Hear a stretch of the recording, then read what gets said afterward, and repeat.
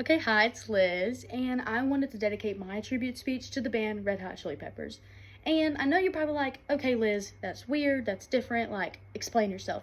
So that is what I am gonna do. Because you're right, it is kind of weird, it is kind of different, and you probably haven't had many people give a tribute speech to this band. Because some of their songs are iffy and not very appropriate, but other songs really do have a hitting meaning behind it that can really speak to life experiences.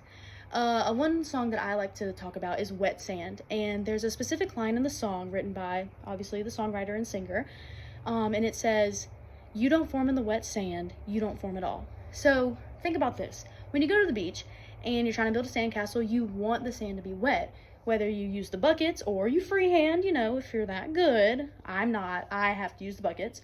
But anyways, you want the sand to be wet so that you can actually build something and have a firm foundation. Well, bring us back to the line of the song, "You don't form in the wet sand, you don't form at all." He's actually talking about how life is going to break us down and that this water is going to wash us away. And he's kind of talking about the meaning of life in a way, and how while sometimes it seems as though it's not meaningless, we can't let the water wash us away.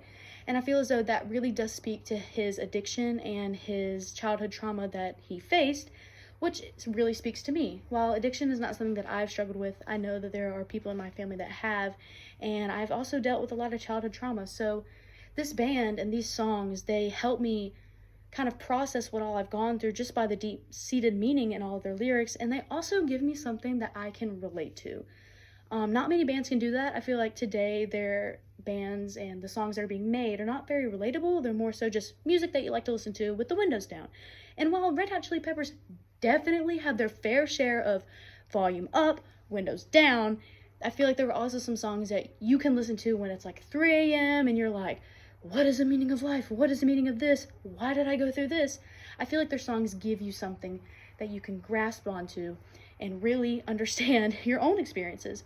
There's also another line in that song that says, "The sunny side is up and died," and that's a very small part of the song. But anyways, I feel like he's referring to that mask that you put on, that personality that you feel like you have to have when you go out and you see people.